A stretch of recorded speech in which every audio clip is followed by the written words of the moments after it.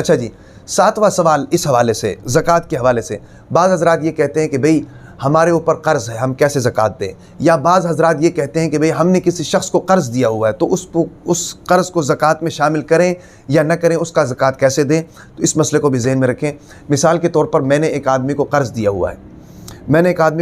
हुआ है, अब मैंने जनाब ज़कात अदा करनी है, तो मैं क्या करूं? आया जो मैंने कर्ज़ दिया हुआ है वो मेरे माल में शामिल है या नहीं है, या उस कर्ज़ को जो है वो मैं अपने माल में शामिल करके उसका भी हिसाब लगाऊं ज़कात के अंदर, या उस माल को निकाल दूं और जो मेरे पास माल है उसी का ज़कात दूं।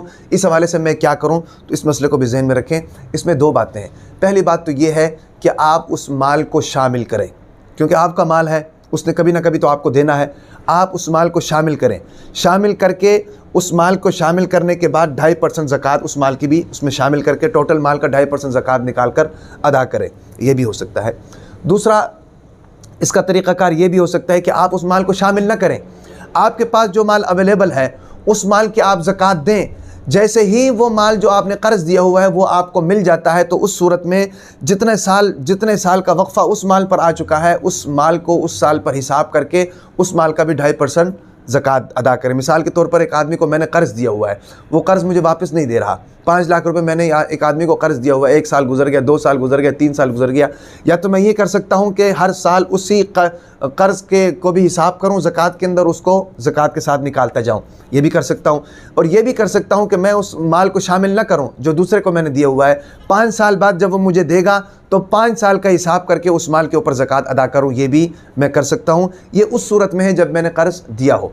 दूसरी सूरत ये है कि मैंने कर्ज़ लिया हुआ है, तो अब मैं ज़कात किस तरह दूँ? तो उसका तरीक़ाकार ये है कि अगर मैंने कर्ज़ लिया हुआ है तो उस कर्ज़ को मैं माइनस करूँ, और माइनस करने के बाद जो मेरे पास माल बचता है मैं उसकी ज़कात, मिसाल के तौर पर मेरे पास 5 लाख रुपए मौजूद हैं, मैं साहिब निसाब हूँ, मेरे पास 5 लाख रुपए मौजूद हैं, लेकिन 2.5 लाख रुपए मैंने किसी से लिए हुए हैं, मैं ख़ुद मक़रूज़ हूँ, 2.5 लाख रुपए मैंने किसी से लिए हुए हैं, तो मैं क्या करूँ? तो मैं इस 5 लाख रुपए में से 2.5 लाख रुपए सबसे पहले अलग करूँगा, क्योंकि वो किसी का माल है, मेरा तो है नहीं। मैं उस 2.5 लाख रुपए को अलग करूँगा। अलग करने के बाद मेरे पास जो 2.5 लाख रुपए बच जाते हैं, मैं उस 2.5 लाख रुपए में से 2.5% जो है ज़कात अदा करूँगा। ये दूसरी सूरत है कि अगर मेरे ऊपर किसी का कर्ज़ है। तो 2 सूरतें होगी कर्ज़ की, वाजिबुल वजूब कर्ज़ की।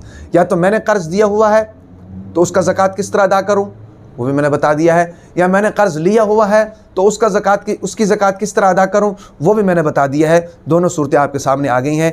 इंशाअल्लाह ज़कात के हवाले से मज़ीद बातें जो है इंशाअल्लाह अगली वीडियो में आपके साथ आपको बताएंगे।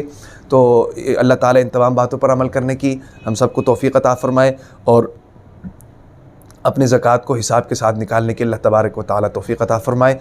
व आख़िरु दावाना अनिल हम्दुलिल्लाहि रब्बिल आलमीन।